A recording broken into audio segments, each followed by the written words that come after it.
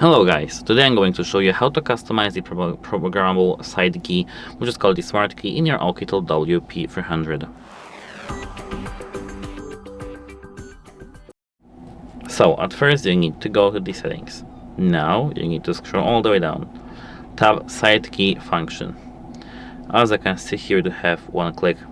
Tap one click, and here you have no operation. Start sound recording, open flashlight, screenshots, open underwater camera, open SOS, open game mode, or open camping lamp.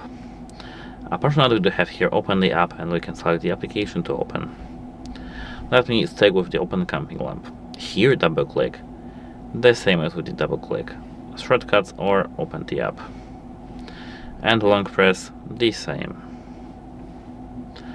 Now let's test, for example, this operations. So let me, for example, click, and our lamp is here.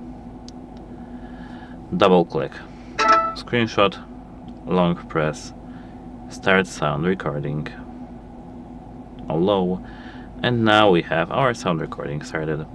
That's it. Hope it helps you, and goodbye.